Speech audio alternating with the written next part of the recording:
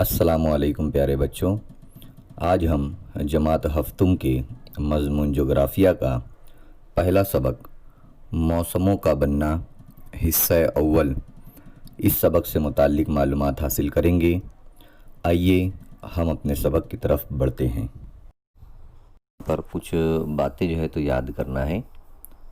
जैसा कि यहाँ पर आप लोग तस्वीर में देख सकते हैं, ज़मीन पर दिन और रात बनने का सबब क्या है वो जो है बताया जा रहा है ना। आप लोग देखें अभी तस्वीर में कि ज़मीन पर जो है तो दिन और रात किस किस तरह बनते हैं। इसी तरह सूरज के गिर्द ज़मीन के गर्दिश करने के अमल को क्या कहते हैं और ज़मीन को इस अमल के लिए कितना वक्त लगता है। आप लोग देख सकते हैं तस्वीर में दिखाई दे रहा है आप लोगों को कि सूरज जो है बीच में है और ज़मीन उसके गिर्द घूम रही है। एक मदार पूरा बना हुआ है जिस पर ज़मीन जो है तो गर्दिश करती है। ज़मीन के साथ साथ चाँद भी जो है तो गर्दिश करता है। तो इसके लिए इस अमल को पूरा करने के लिए कितना वक्त लगता है यह आप लोग वो पता होगा। यही जो है तो यहाँ पर बताया गया है, ज़मीन को इस अमल के लिए कितना अरसा लगता है, यानी कितना वक्त लगता है। और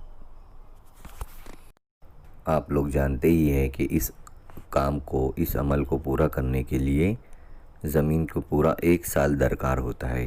यानी सूरज के गिर्द अगर एक चक्कर लगेगा तो उसे 1 साल पूरा दरकार होता है, इतना वक्त उसे लगता है ज़मीन को। और ज़मीन पर दिन और रात बनने के सबब भी क्या है वो भी अगर हम आगे देखेंगे। और सूरज के गिर्द ज़मीन जो चक्कर लगाती है उसे मदारी गर्दिश कहते हैं, ये भी आप लोगों को पता होना चाहिए। अब हम आगे देखेंगे कि हमारा जो मुल्क है वो किन निस्फ़ कुर्रों में वाक़े है। यहाँ पर जैसा कि आप लोगों को तस्वीर में दिखाई दे रहा है कि हमारा मुल्क कौन कौन से निस्फ़ कुर्रों में आता है। यहाँ पर मुंतक़ा बारदा है, मुंतक़ा मोतदला है, मुंतक़ा हार्रा है और फिर नीचे मुंतक़ा मोतदला और मुंतक़ा बारदा नज़र आ रहा है आप लोगों को। तो जो बीच का पट्टा है मुंतक़ा हार्रा, 0 दर्जे के पास ख़त उस्तवा का जो पट्टा नज़र आ रहा है, वहीं पर हमारा जो है तो मुल्क है। आगे हम नक्शे में देखने वाले हैं। इस पट्टे के अंदर बहुत ज़्यादा सूरज की रोशनी जो है पड़ती है। देख सकते हैं आप लोग मुंतक़ा हार्रा का जो बीच का पट्टा है वहाँ पर हमारा भारत जो है तो नज़र आ रहा है, ग्रीन कलर का ख़त उस्तवा के करीब में, बहरुल काहिल के लेफ़्ट साइड में। और देख सकते हैं हमारे भारत के नीचे बहर हिंद भी जो है तो वहाँ पर लिखा हुआ है।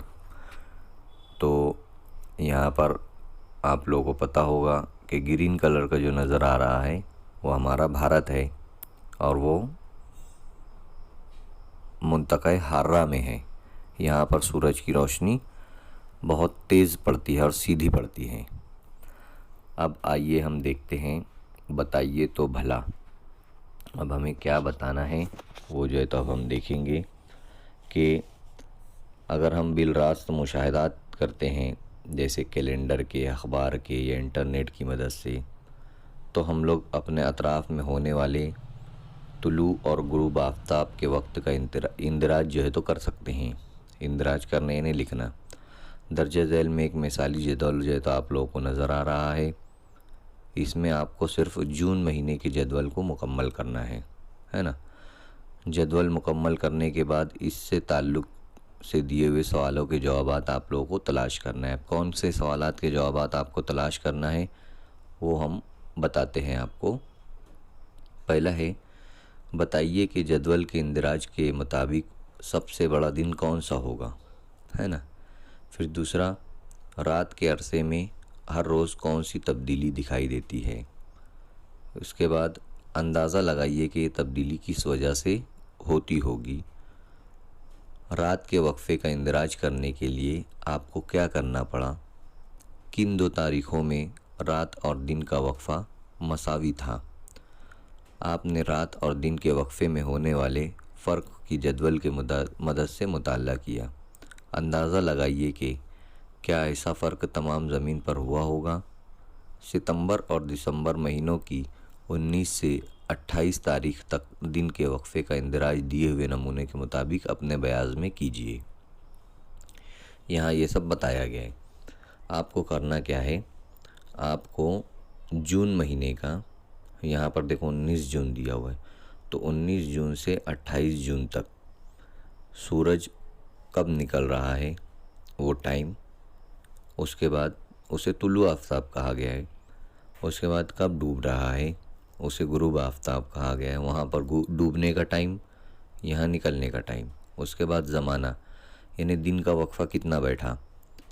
अब सूरज निकला और फिर डूबा, तो कब निकला और कब तक डूबा, वो जो टाइमिंग है, इसे 11 घंटा है कि 12 घंटा है कि 10 घंटा है, वो टाइम लिखना है कि इतना घंटा इतना मिनट दिन रहा।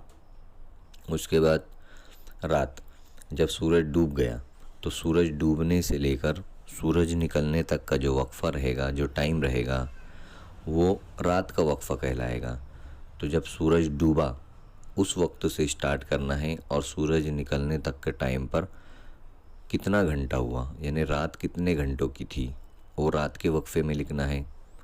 और मालूमात का ज़रिया, यानी आपने मालूमात किस तरह लिए, इंटरनेट की मदद से लिए या खुद आप लोगों ने देखा या टीवी की मदद से लिए या रेडियो की मदद से लिए या मोबाइल में जो तो आप लोगों ने उसको सर्च करके मालूमात हासिल की।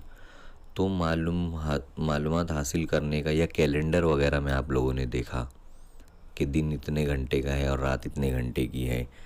ये तमाम मालूमात आप लोगों को इस जदवल में जो है तो पूरा करना है।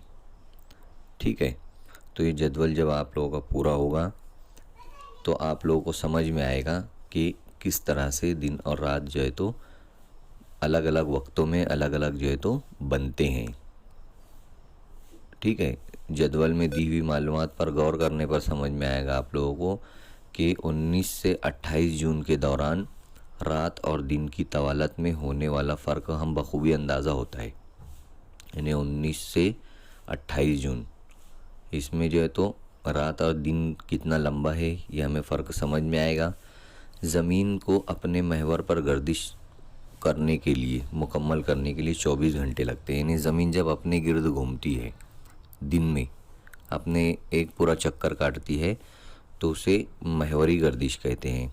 ये आप लोगों को याद रखना है। ठीक है, और मदारी गर्दिश, यानी ज़मीन जब सूरज के गिर्द घूमती है तो उसे मदारी गर्दिश कहते हैं। आप लोग देख सकते हैं यहाँ पर तस्वीर में ज़मीन दिख रही है आप लोगों को। ज़मीन जब अपने गिर्द घूमेगी तो उसे एक दिन लगता है, 24 घंटे लगते हैं। और ज़मीन जब पूरा घूम कर अपनी जगह पर वापस आएगी तो उसे मदारी गर्दिश कहते हैं। तुलु आफ्ताब यानी सूरज निकलना, ज़वाल आफ्ताब यानी सूरज डूबना, और दोपहर आप लोग जानते हैं कि दोपहर यानी जब सूरज सर पर हमारे आ जाता है, वहाँ से लेकर उसके ढलने तक, यानी शाम होने से पहले पहले का जो वक्त रहेगा वो दोपहर रहेगा। तो हमें इसका इल्म होता है कि दोपहर कब होती है, सुबह कब होती है, तुलु आफ्ताब किसे कहते हैं, गुरूब आफ्ताब किसे कहते हैं। इसी के साथ साथ तुलु या गुरूब आफ्ताब उफ़क़ पर हमेशा एक मुकाम पर होते हैं। उफ़क़ पर तुलु आफ्ताब और गुरूब आफ्ताब के मुकामात में तब्दीली क्यों कर होती है, इसको समझने के लिए हम लोगों को ये जदवल दिखाया गया है। देख सकते हैं आप लोग, तुलु आफ्ताब की तस्वीर आप लोगों को नज़र आ रही है और ये दोपहर की तस्वीर है। यहाँ पर सूरज हमारे सर पर होता है और शाम में जो है तो सूरज डूबने लगता है। ये यहाँ पर जो है तो बताया गया है। अब हम देखेंगे अमल करके। अब क्या हमें अमल करके देखना है, ये समझने की कोशिश करना है कि मेज़ एक तरफ सफ़ेद कागज़ हमको चस्पा करना है, मेज़ की एक तरफ। मेज़ के सामने के हिस्से पे एक टॉर्च इस तरह रखिए कि वो बिल्कुल साकित रहे। कागज़ और टॉर्च के दरमियान मेज़ पर एक मोमबत्ती या एक मोटी छड़ी खड़ी कीजिए। शक्ल नंबर 1.1 में पेज नंबर 2 पर ये दिया हुआ है। टॉर्च की रोशनी मोमबत्ती या छड़ी पर इस तरह डालिए कि इसका साया कागज़ पर पड़ता है। आप लोग तस्वीर में देख सकते हैं कि किस तरह से टॉर्च रखा हुआ है टेबल पर, और बड़े टेबल पर एक सफ़ेद कागज़ जो है तो चिपकाया गया है, चस्पा किया गया है, और उस पर रोशनी जो है तो डाली जा रही है। अब रोशनी सफ़ेद कागज़ पर कहाँ पर पड़ रही है वो आप लोग देख सकते हैं। इसके बाद क्या करना है हमें, कागज़, मोमबत्ती और छड़ी, है ना, इसको टेबल के साथ आहिस्ता आहिस्ता दूसरी तरफ हमें सरकाना है। जब दूसरी तरफ हम सरकाते हैं तो जो मोमबत्ती का साया पड़ रहा था वो अब अलग जगह पर दिखाई देता है। आप लोग देख सकते हैं टेबल को हमारी तरफ खींच लिया गया है, तो उसका साया अब दूसरी तरफ पड़ रहा है, पहले दूसरी तरफ पड़ रहा था। तो हम लोग समझ सकते हैं कि साया क्यों बदला। हालांकि जो टॉर्च है वो अगर हम समझे कि सूरज है तो वो तो अपनी जगह पर था, और अगर ज़मीन हम समझते हैं कि टेबल जो है तो ज़मीन है और उसको अगर हम सरका दिए तो उसका जो साया है उसके ऊपर तिरछा पड़ने लगा। तो इसी तरह ज़मीन भी जो है जब घूमती है तो सूरज का जो रोशनी है, सूरज की रोशनी उसके ऊपर अलग अलग वक्तों में अलग अलग तरीके से पड़ती है। कभी सीधी पड़ती है, कभी तिरछी पड़ती है। यही जो है तो यहाँ पर बताने की कोशिश की गई है। अब शक्ल में आप लोग देखेंगे कि एक लकड़ी एक ऐसी दीवार के करीब थोड़े से फासले पर लगाइए जहाँ साल भर तुलू आफ़ताब के वक्त सूरज की शुआएं पड़ती हैं। यानी एक लकड़ी जो है हमें एक ऐसी जगह लगाना है, तजुर्बा करना है हमें कि वहाँ पर साल भर जब सूरज निकलता है तो उसकी रोशनी उस जगह पर पड़ती हो। तो आप लोग धीरे धीरे देखेंगे, मुशाहिदा करेंगे कि रोज़ाना आप लोगों को लकड़ी का जो साया है उसकी जगह पर लकीर खींचना है कि सूरज जब निकल रहा है तो लकीर खींच देना है उस जगह पर, उस साए की जगह पर, और वहाँ पर तारीख़ लिखना है। फिर दूसरे दिन यही, तीसरे दिन यही, ऐसे अगर आप लोग करेंगे तो आप लोगों को समझ में आएगा कि साल भर में जो लकड़ी का साया था सूरज निकलने के वक्त वो मकामात चेंज करता है, अलग अलग जो है तो उसके मकामात होते हैं। अब हम इस जो सरगर्मी के बाद जब सबक का अगला हिस्सा आएगा सितंबर महीने में, तो हम उसको देखेंगे कि सितंबर महीने के लिए अलग जदवल जो है तो हम लोग बनाएंगे कि उस वक्त क्यों चेंज करता है ये, और उसकी सिमत क्या होती है ना। किस तारीख को दिन की तवालत और रात की तवालत यकसा थी, एक जैसी थी, यानी रात और दिन एक जैसे थे। और साए का जो मुकाम है, जो परछाई पड़ रही है सूरज की, वो भी जो है तो उसका जो फासला है उसकी पैमाइश करना है कि कितना फासले पर जो है तो उसकी साया पड़ रहा है। फिर दूसरे दिन कहाँ पर उसका साया पड़ रहा है, तीसरे दिन उसका साया कहाँ पर पड़ रहा है। ये साया जो पड़ता है, जो परछाई पड़ती है, वो अलग अलग जगहों पर क्यों पड़ रही है, जबकि जो लकड़ी गड़ी हुई है, गाड़ी गई है, लगाई गई है, वो एक ही जगह पर है, वहीं पर है वो। और सूरज डेली जो है तो अपने मुकाम से निकल रहा है कि नहीं निकल रहा है, कि अलग जगह से निकल रहा है। सूरज तो वहीं रहता है, लेकिन ज़मीन जो है वो गर्दिश करती है साल भर। तो जो उसका मदार है, उसकी गर्दिश करने का जो रास्ता है, उसका फ़ासला सूरज से कितना है, उसकी वजह से जो रोशनी है सूरज की वो ज़मीन पर, हमको ऐसा लगता है कि सूरज अपना निकलने का मकाम चेंज कर रहा है, बदल रहा है। ये तमाम जो डिटेल है ये हम आने वाला और एक सबक है, इसका हिस्सा नंबर 2, उस सबक में हम देखेंगे इन वजूहात की बिना पर के मकाम क्यों चेंज हो रहा है और साया जो है तो अलग अलग जगह पर क्यों पड़ रहा है, उसकी पैमाइश अलग क्यों आ रही है, फासला क्यों बढ़ रहा है या घट रहा है। ये तमाम चीज़ें हमें समझ में आएगी उस वक्त। अभी सिर्फ आप लोगों को ये करना है कि इस सबक में जो तस्वीर दी गई है पेज नंबर 2 पर, दोनों तस्वीर का मुशाहिदा करना है, दोनों तजुर्बात को अच्छी तरह से पढ़ना है और सफ़ा नंबर 1 पर जो जदवल दिया गया है आप लोगों को, उस जदवल को आप लोगों को पूरा करना है अपने उस्ताद की मदद से, अपने साथियों की मदद से। नेट की मदद से मोबाइल में आप लोग चेक कीजिए, डेट डालिए कि 19 जून को कौन सा दिन था, 20 जून को दिन देखिए, सूरज कब निकला, सूरज कब डूबा।